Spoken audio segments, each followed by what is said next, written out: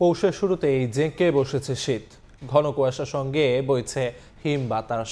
পৌষের কনকনে ঠান্ডায় স্থবিরতা নেমে এসেছে জনজীবনে। বিস্তারিত জানাতে নওগাঁয় আছেন রিপোর্টার এম.আর. রকি এবং ঠান্ডাজনিত রোগে আক্রান্তদের খবর জানাতে কুষ্টিয়া জেনারেল হাসপাতালে আছেন এস.এম. রাশেদ।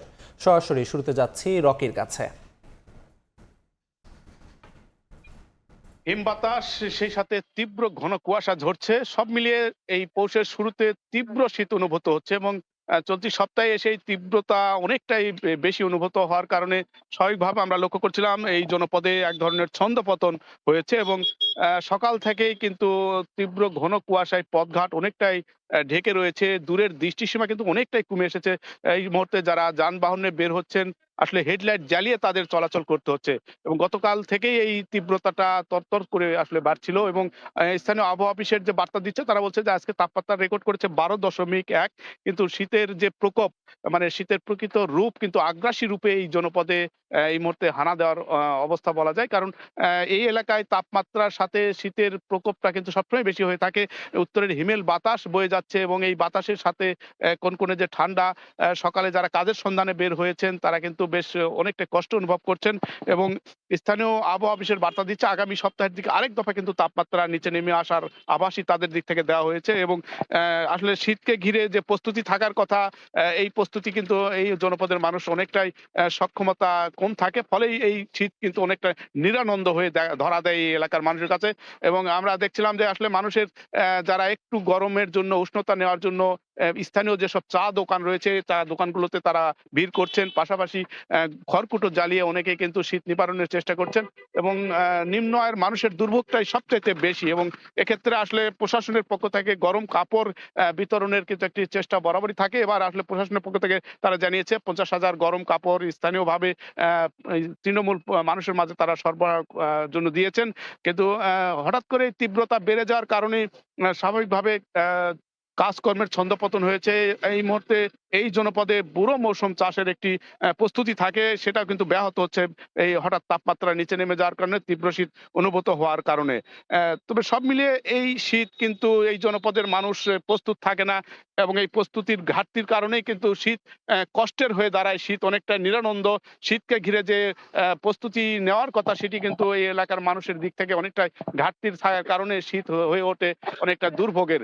আমরা শীতের আরো খবর জানবো, শীতজনিত যেসব রোগ বালাই বেড়েছে তার খবর জানাবেন আমাদের সহকর্মী রয়েছেন কুষ্টিয়া জেনারেল হাসপাতালের রাশেদ, জানাবেন সেখানকার পরিস্থিতি।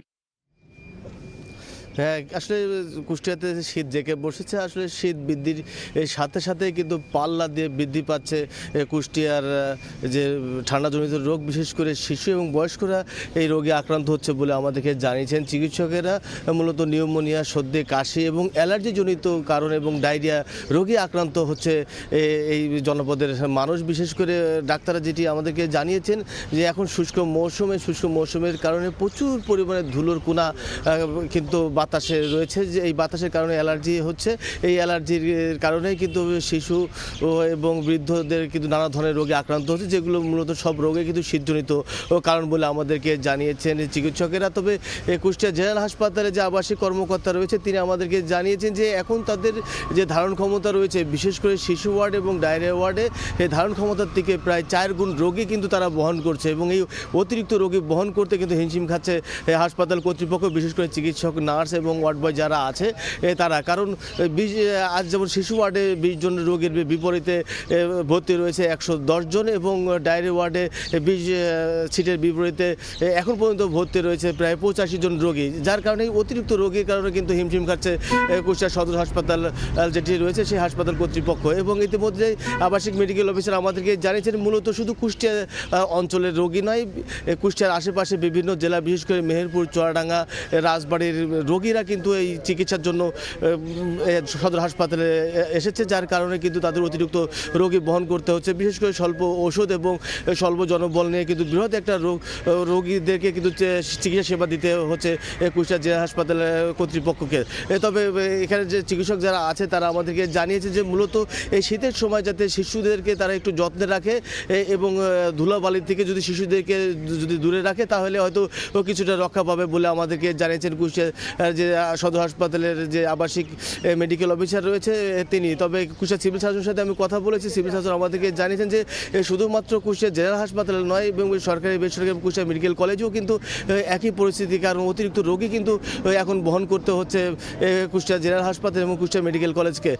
কারণ কি এই অতিরিক্ত শীত এবং এই শীতের কারণে কিন্তু বিশেষ ধরনের রোগ, বিশেষ করে শিশু এবং বয়স্ক যারা আছে তাদের কিন্তু এই রোগে আক্রান্ত হচ্ছে বেশি। তবে তিনি আরও জানান যে আমরা বিশেষ করে সিভিল সার্জনের পক্ষ থেকে অভিভাবকদেরকে কিন্তু নানা ধরনের পরামর্শ প্রদান করা হচ্ছে, যাতে শিশুদের এবং বয়স্ক লোক যারা আছে তাদেরকে যেহেতু বিশেষ যত্ন করে এই বিশেষ করে এই শীতজনিত রোগ থেকে রক্ষা পেতে হলে শিশু এবং বয়স্কদের বিশেষ যত্ন করতে হবে। তো কুষ্টিয়ার জেনারেল হাসপাতাল থেকে রোগীর সংখ্যা, বিশেষ করে শীতজনিত রোগীর সংখ্যা এবং রোগীর সংখ্যা নিয়ে এই ছিল আমার কাছে সর্বশেষ। শীতের তীব্রতার নানা খবর জানাচ্ছিলেন সহকর্মীরা।